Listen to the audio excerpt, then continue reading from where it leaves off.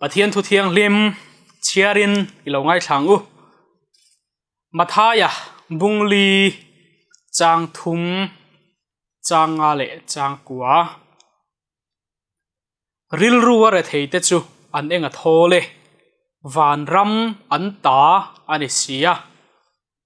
thu hnuai rol te chu an enga thole leihi an la ro chung don sia remna siam tu te chu an enga thole Pathian fa voin an la don sia Pathian in thu kan chiarte mal min som sakro se amen tun huna hian sual ne na ti thu pui mangin Pathian thu kan soile don ani a ngun taka min ngai thak sak turin kan ngen cheu ani trung khat chu zona bunga chang sum thum pakwa te kan en chuanin Isu Krista alien chanchin kan hmu thayang trung khat chu Isu Krista chuanin Bethesda dil avat lol nol mai ni ta chuanin damlo na em mai hi lo muwa chumi chu ati dam ta nima sela amai na kal reng lo maya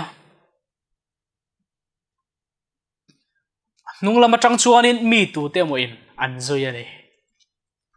chumi te chu tu dang ni lovin Zudami ani Zudami then kha chuanin Isu chun zuya Isuan dam lo ati dam lai te chun lo ena ta chuan Isu chu asual na te an lo zong thina Isu chu phi o an tumani ama lema ain soi o te an ring thina nima sela Isu chuanin an hne na thu a hril zek mai ni zona bunga chang som thum pakwa le somli kan en chuan Isu tong kam chuti hi ni Pathian le kha in chiar ngun thin a chunga chatuana nunna a omin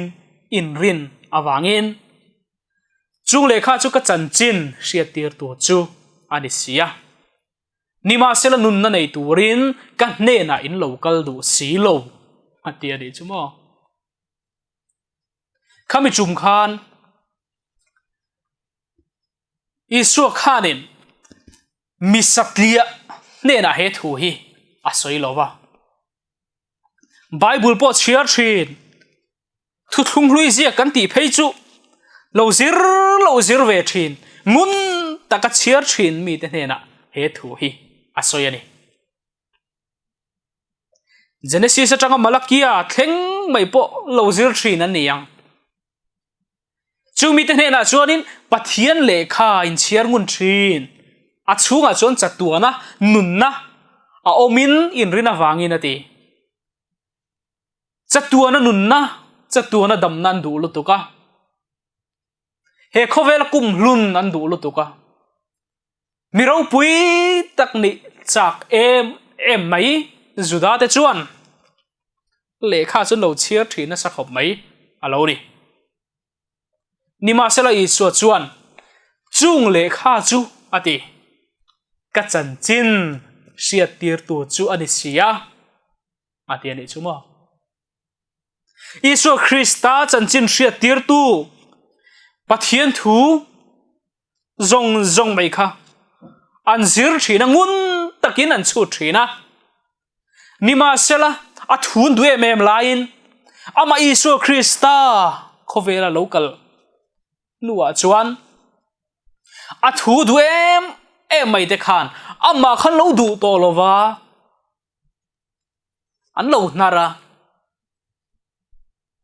chatuan nun na pe thei tu akha an lo nol ta ni chu Isu chu aril ru ana viau ni turani nun na nei turin kan ne nai local du si lo ti nun na nei du em mai pathian thu po chiar thin sakhomi tak te khan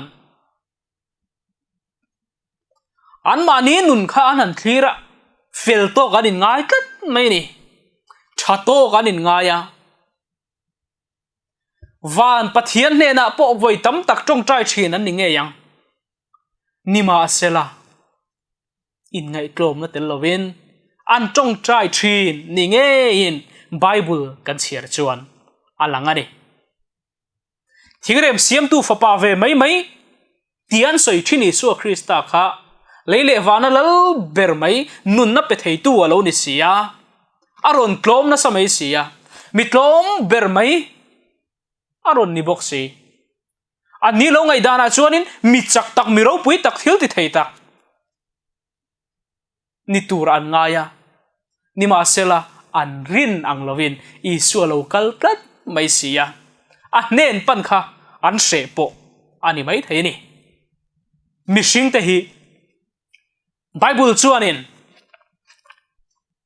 ti hian min lo sela sa number za som thum pakwa chang som palia chuanin i hne na lom thu ka silang che lo om tak le mak taka siam ka ni sia i thil ti te hi mak taka ni ya chu kan nun na hian a hre chiang hle ni atiani chuma mi sing te lo om tak le mak taka siam hi kan lo ni chia le tha siat theina du than theina zalen na pe kan ni ya pathian an puya siam kan ni ingai tu nga yem hun kal to ngai tua thin hi khovela hen mi sing ba kan om don e mani otro sazu hun kal to ngai tua kiu vong hin omang emo mi sing te chuan hun kal to te kan ngai tua le thina hun kal to chak den zir lai te po kan zir thina kan dang lamani malam hun kan han buat sei tak don chuan malam hun atana kan han in buat sei tak don chuan hun kal to khanin he tiang hian kan lo ti to thina malam hun a hianin alarin tlak ngem ti zong mai te po kan ngai tua thei ani mi sing chu kan dang lamani mak deuh mai chu mani kan in hre thiam thei lova ke mani kan in hre thiam thei lo thina chu ti ni kara chuanin midang te hriat thiam kan tuma mani po in hre fia zo tak si lo hianin midang te hriat thiam te kan vatum thina midang te kan te ke mani din hmuna tangin ke mani ril ru tangin midang te kan te te tlin te kan tuma chu tiang chu mi hring hi kan ni mani thanna te kan han mulian thei em maya ke mani thatna om sang mai te hi mulan hi kan ching em maya chu mi hring ril ru ani vetlat mai sia kan dik lo na te hi pom kan har sat viau thin ani voi khat chun ti thian dun hianin in an roka in zau em men roka ta chuanin thom dim takin an lut ruwa an kal ruka thil hlu nian hriat te an zong khoma an dap khoma an buai hle ni ma sela chu tian buai em lai chuanin thom an hreta in nei tu ten lo nia ta chuanin an hlau lu tu ka tlan chuan man om to si lo wa in chua khan an tom ve top kha ngai ni mun pakhata rem chang deu nian hria da chuanin an lut ta an lu na kha lo fuwak lo wa bol lo noi alo om nual maya ta chuanin an han lut ta ngoi rengin an thuk reng mai ni ma sela thil an han ti che pal ta hlo maya ri ruk maya ta chuan an tal buai ti tia in nei tu te chuan in ruk ru anom nge an hriat awangin police khan phone ta police te chuan ron thleng ta in chung chuan han dap kual vela in khal lian na samai sia adap theina lai ni an hriat an tom theina lai ni an hriat sang mai te kha an han bi kual vela ni ma sela tu man mulowa police te pon be dong ta ka pi in ti suala niang hei tu manom hlei nem an han ti ve lai chuan ru ru zinga pakhat jok chu ron ha chiao ta thot mai ni chu vele police te chuan in ha chiao thom ron chuan lam chun va pana thei top chen va tla na le ru ru pani chu an man ta der mai ni ta chuan in a thian pa zo thinari em maya voina hian nang ma wangin min manani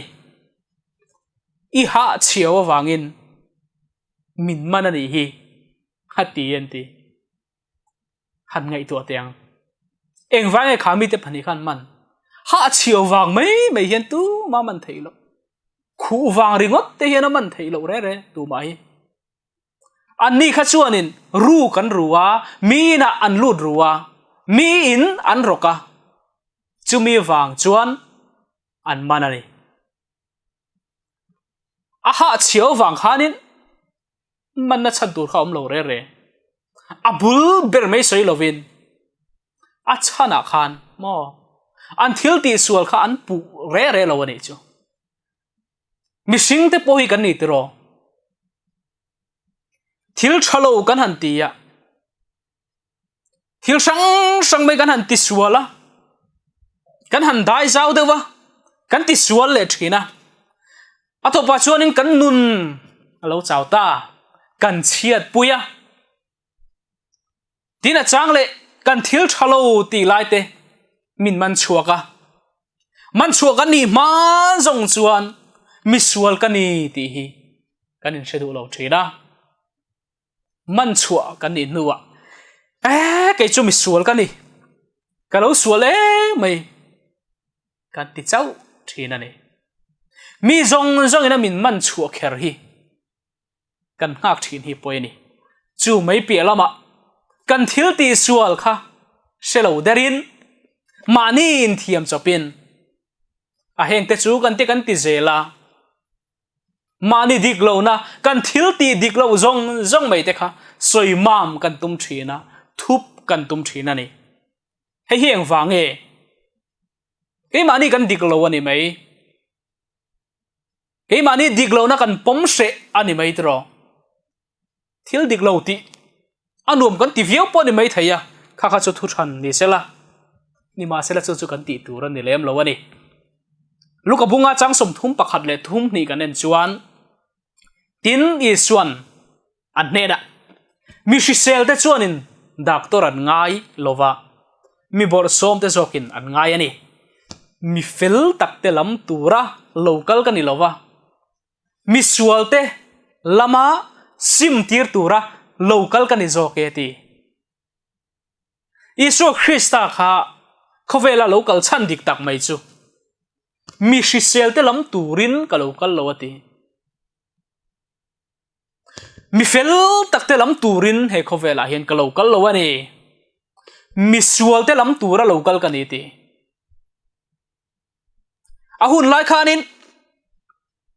han ngai to le lok teang mi na fel an ti mai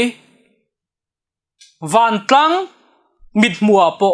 mi chung nung mi bui mi bi pathian thu po se mai an tam lutuk farisai te sadukai te pon niang an tam mai ni ma sera chu mi te chu i sun ala how zo zama dro min fel an ti em kha i so in fel a lo ti vak lo aniang chu mani ngai tha lo in ti mai te kha i so man tir tu an nia i so phiar tu an ni tlatalom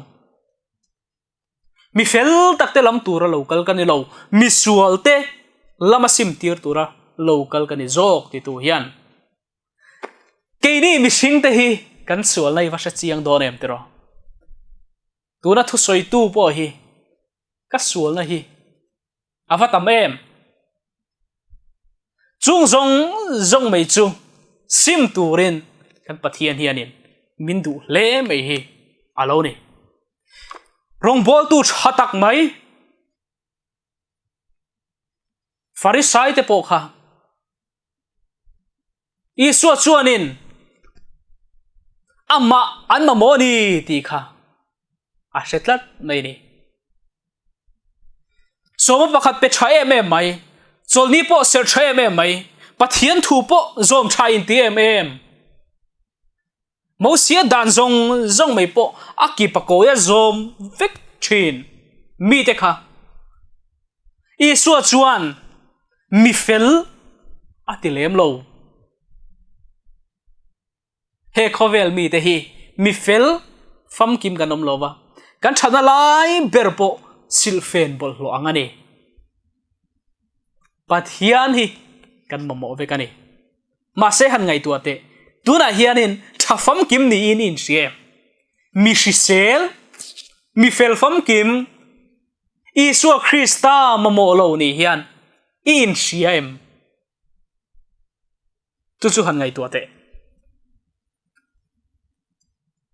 mani diklo na pom hi kan har sat thina pathian rong kan bola kaushana te kanin manga kaushanu pa te kan nia ni na poimo tak tak kan chel thina chung te chuanin kan nun a hianin chapo na min pe ri chuanin apoi don lutuk pathian kan mamo zia kan thelawani chuanin apoi leang iril ru khan zona hanin zo tala tuna hianin mani diklona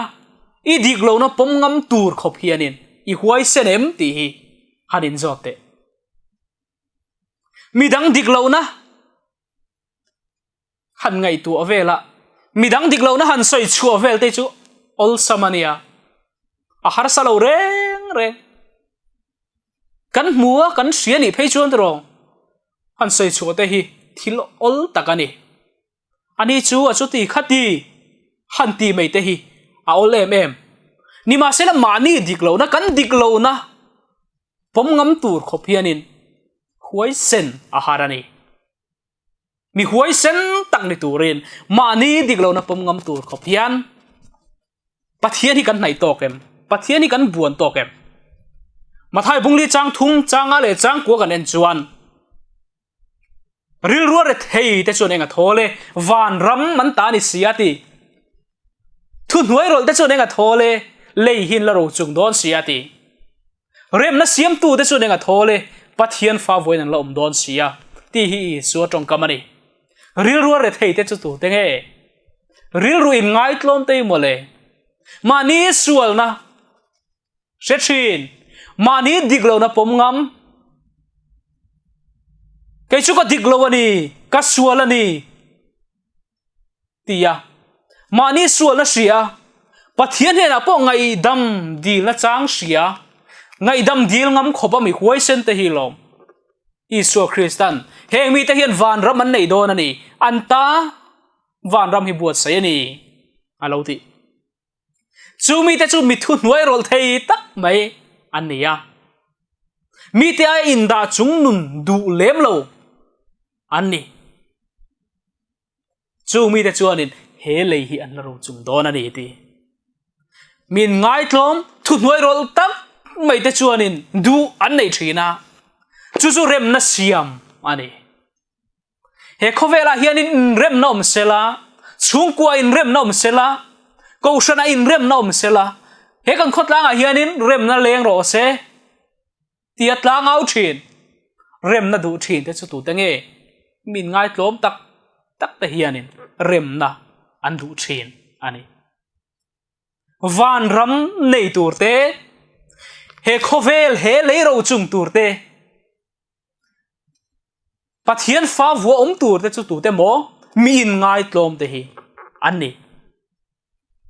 kan pathian hi anin min ngai tlom mani sual po sia mani sual na po pom ngam ane na ngai dam dil ngam khopa mi huai sen te hi van ram nei tu ran ni leiro chung tu ran ni pathian fa vuom tu te chu an ni hin ni ti in Isu Krista kharin min sil ani eng wange in ngai tlom hi poimo em in ngai tlom na tel lo chuan Isu kan mamo zia hi ka thei tak lo ani eng wang mo mani digna chau kan siata mani thatna chau hi kan thin lunga alen chuan pathian ro puina zong mai te pathian thil ti theina zong mai te po hi ke mani hian kan lia khu fo thina ni chumi wang chuan pathian kan mamo azia te kan lo thei hil thina ni mani thale king to kanin ngai chung chuanin he kan soi fo thin tharau thiang lim hi kan hne na a thleng tak thei lawang he tharau thiang lim hianin minom pui tak thei don lo ti hi kan siat ka du ni in ngai tlom na in ei teng u petera thon khat bung ni chang som ni pakhata chuan Krista po khan atuar sak cheu wangin hetiang ti turin ko in nation an nia ga in zui na turen en ton tur an hu chia cheu khati kan pathian hian en ton tur min hu chia ni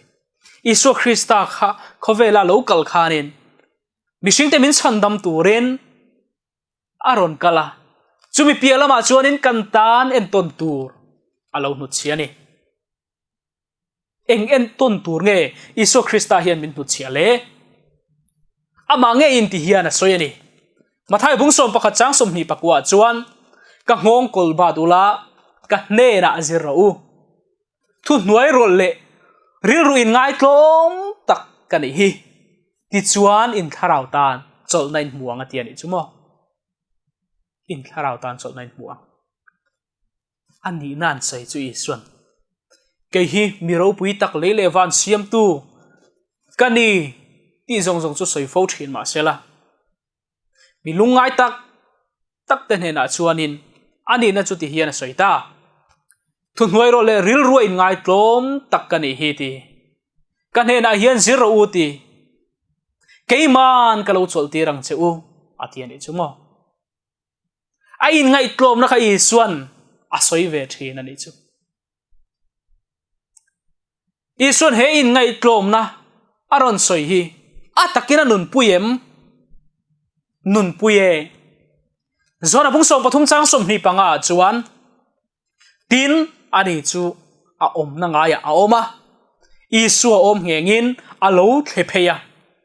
a hne na lalpa tu ber nge ni atia atiani chumo lalpa tu ber nge ni ti in petera khan Isua azo dani Isu le zir tir te chu zan ri an nung hil turin anin buat saya ti chuanin pindan pakhatan lu tale an ke kha a fai lem lowan ni kha abal viau to po ni mai thei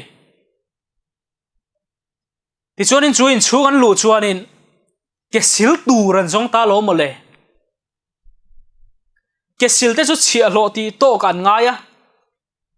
chia lo in ke sil turani anti an hanin mel kwal rul maya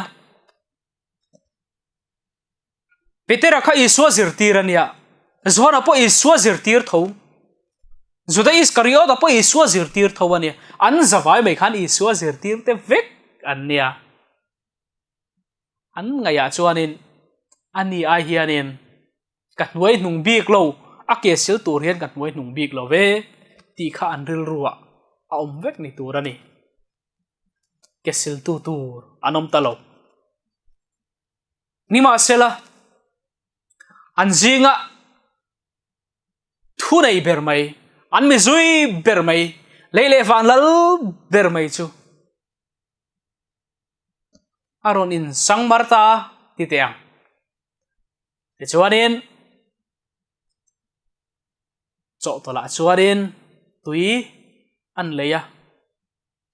zir tir te ke chu sil sak tum ta asil zela ma se petera chuan du ve ta lowani petera chuan du ve ta lowa nima sela pathian chuan in ngai tlom na nei turin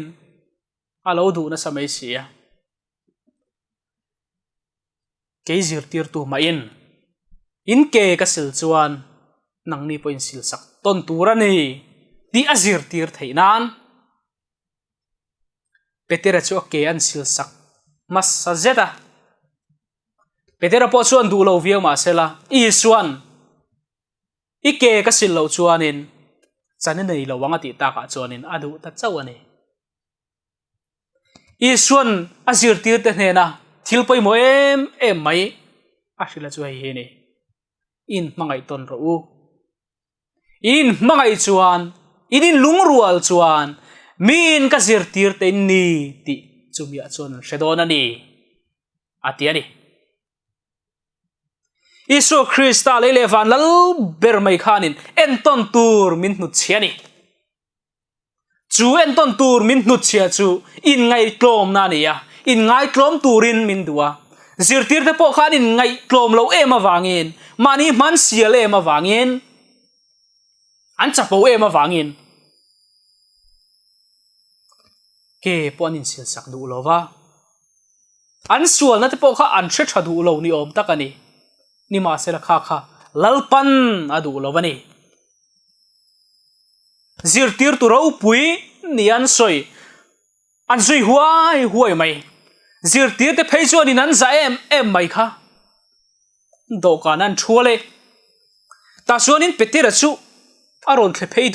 du na i suo oma chuanin aron beingam niamole hamba ka ni tro patling pui si kha i suo oma aron beitlat mai ni an ngai to te he kan pathian in ngai tlom zia hi a nung zui han sheom lo zia hi tro min ngai tlom tak mai nung kan zui ni ti hi i sele teang ke ni hanin ngai tua ta yela min ani chu rong bol tu ani ya ani chu ko shanu pa ni ya ani chu sa khomi takani ya in khom po thul ngai lova nima sela abula hi chuanin oma shom an lo thingem ke poi ka in zot fo thina mi hian kabula hian oman sheoman tinge mo ti hi ril ruwa om reu thin kan sual he mania chapo na omte pai thatur hian voi tam tak hi pathian kan au ava poi mo em leile vanal ber mai oma petera chu at hengama kan oma hian min lo be ve nga mangem le tero kan oma hian in mi lo the phei ve ta sela kan om sin thil te min lo dil ta sela kan ngei ngot lo mo tero ni ma sela kan pathian chu ni lo a oma kan be ngam da turin a in ngai tlom tlatani zara bung so pathum chang som thum pali thum nga kan en chuan keizir tir tu ma in ke ka silani chuan nang ni po in sil sakra uti ke in ka mangai chewang hian nang ni po in mangai ton ro u atiari chumo inin mangai ni chuan mi zong in ka zir tir te ni ti chu mi a chuan an shedona ni ati in mangai ton tur chuan mani kan in pha niam thewanga ya kan thian te kan rong bol pui te an dik lo na sang mai te kha an mani huat nan te mang lovin an mani rel chiam na na mang lovin dik lo na po indom kang zelin thei top chua indom kanga mangai na ne na kan dik lo na te in thila mani dik lo na pom ngam tur hianin kan pathianin min du ni sipai ro pui deu mai surya rama a oma chumi chu tu dang ni lovin namana khani athon tho chu kan thre thinang lalte pani na bunga chang som pathum te kan en chuanin as chia lo de chuanin thuro nan pek thu kan mu ni namana kha surya sipai ho tu ni ya nima sela phar ani me ni te chuanin le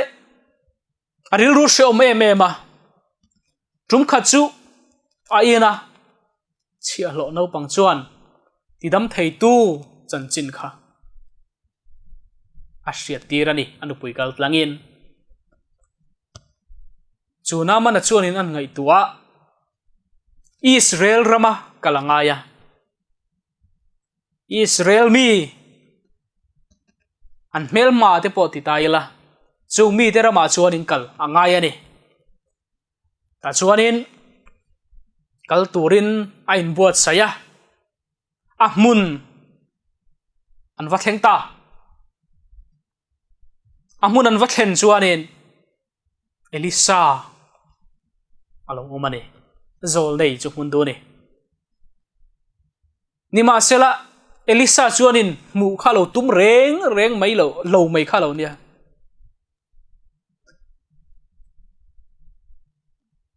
achia lo atir ta ni Elisa chia lo chun kalta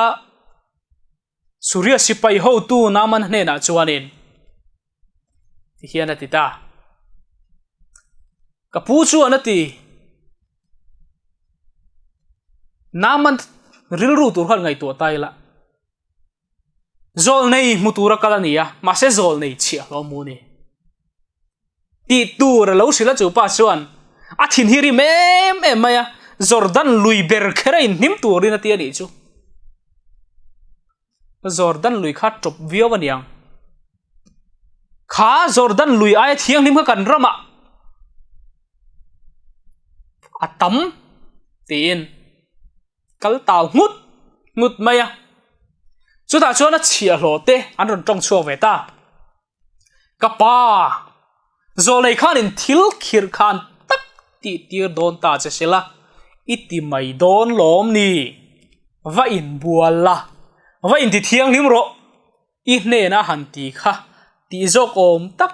ani lom ni le an ti ani chumo mak deu main nama na chuani nan ngai tu wanga achia lo te thu soi kha dik atia ti chuanin Jordan luya chuanin voisari ai nima adam tani ti Bible kan en chuanin kan mu ani nama na khamin ngai tlom takani ti Bible kan en chuan kan se thei ome engwang mo sipai ho tu nia miro pui ania Bible phei chuanin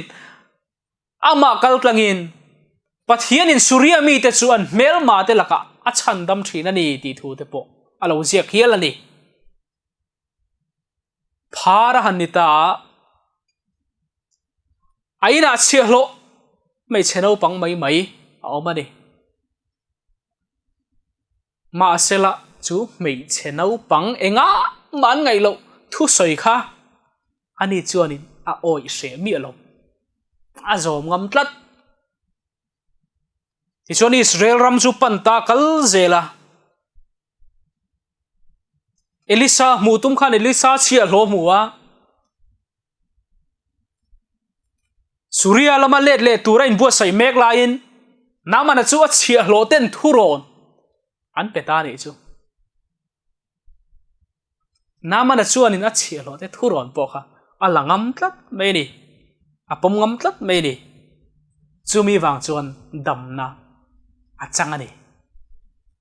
ingai tu angayam naman khanin helaya a ina chia lo no pang o ma kha nang hi chia lo mai mai nia I thu soi te po hi o itla om lowang ti sela zom du mi lo sela Israel ram apan kherang em dro a chia lo te khanin thuron an pe ya a chia lo te thuron kha nang ni chia lo thuron mai mai ka zom na chan tu rom lo ka thu nuai om mai mai ti sela Jordan luya khanin in nim du lo sela adam kherang em a phara zong zong te kha ti damin a om kherang em dro nima sela min ngai tlom tak ani wangin a chia lo te po khanin thuron an pengama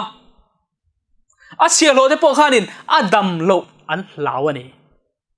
abula om nuam tak ani nge yang hetiang mi hi kan ni angai ni in ngai tlom nei dam na ni ya in ngai tlom na hi sual ne na ni pathian nung zui tak tak tur chuan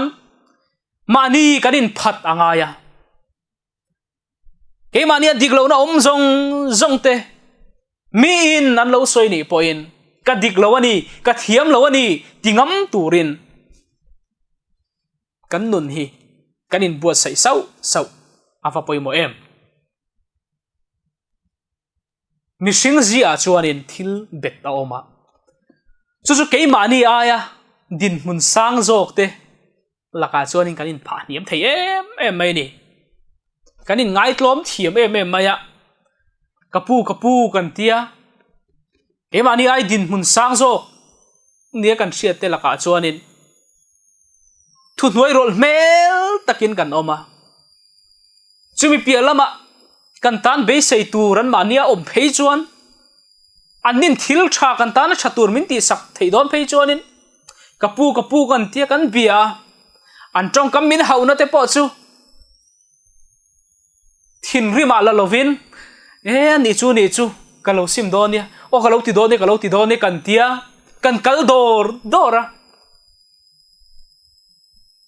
an thu soi zong mai a ko yang ngila zom vek mai kan tum thin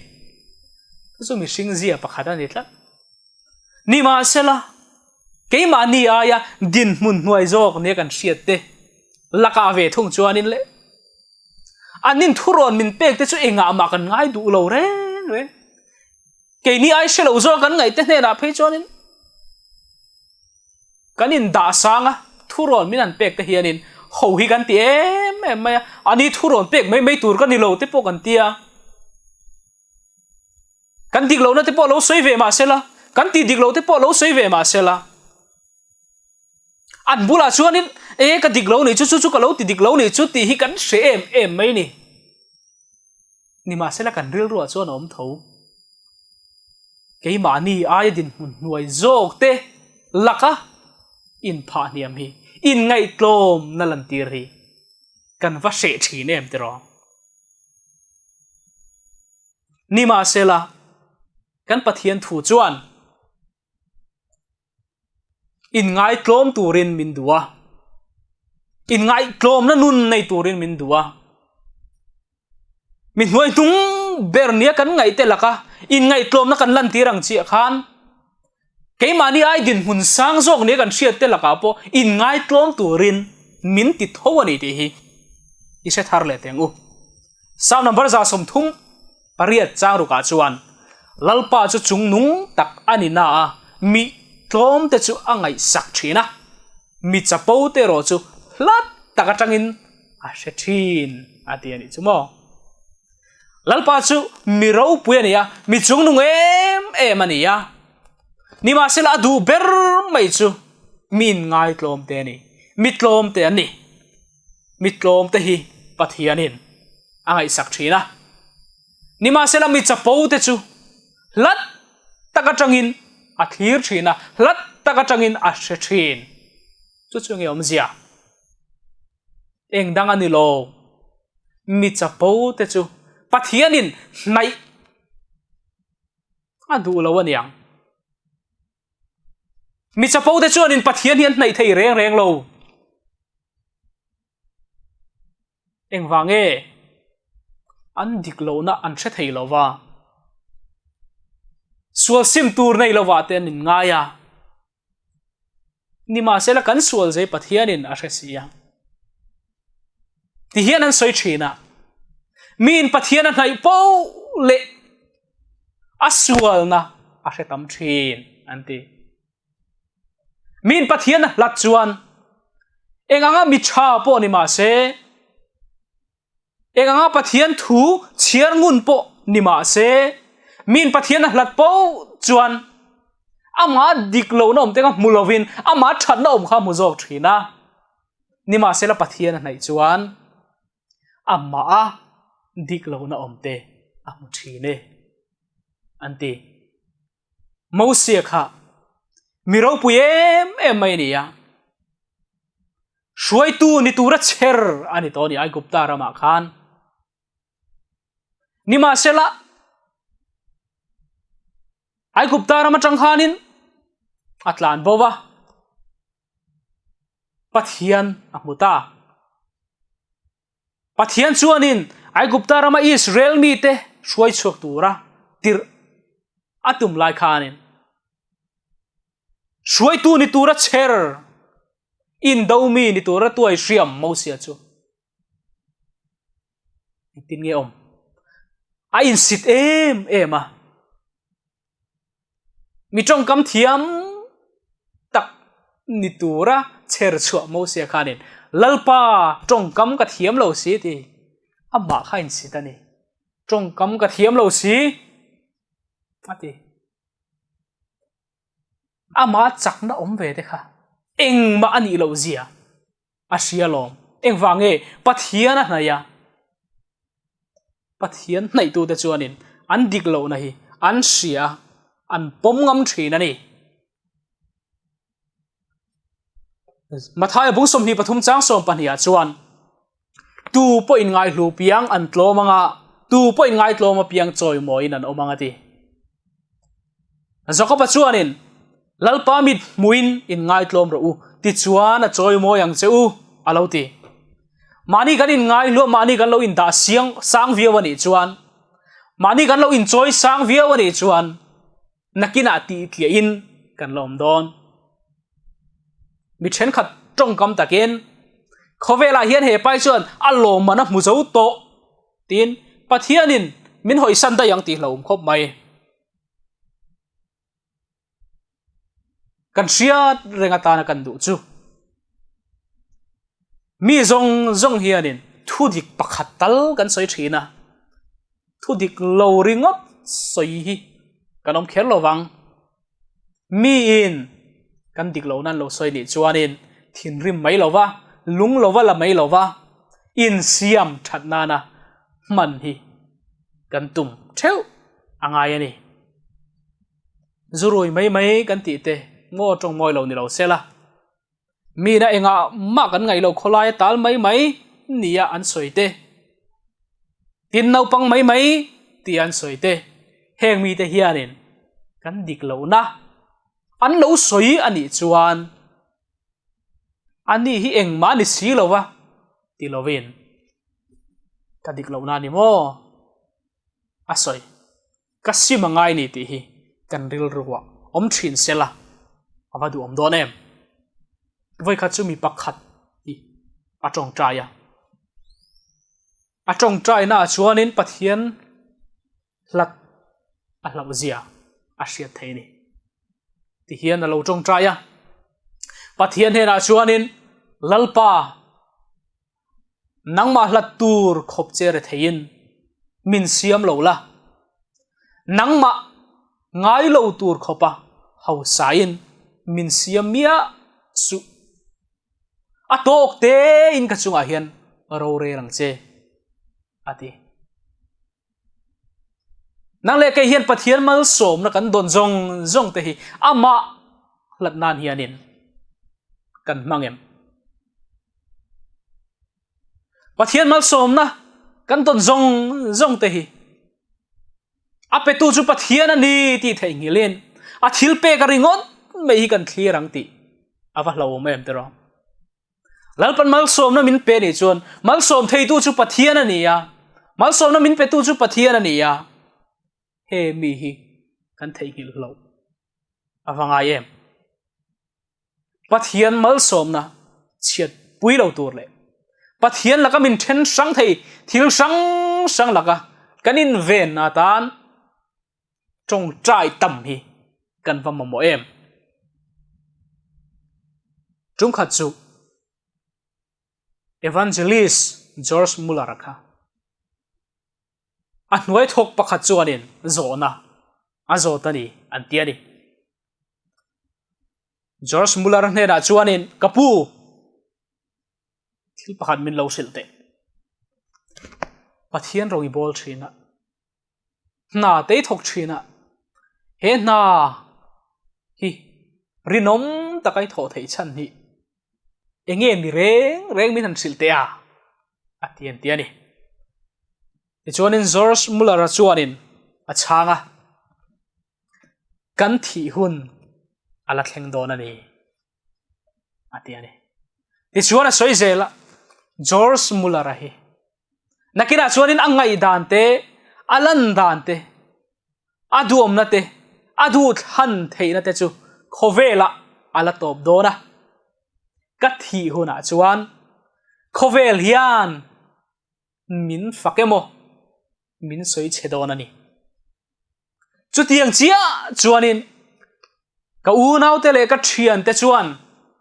min fakin min soi chiang chu ka thi huna om dan turani chumi chu ka hria da wangin pathian ma ka in lan huna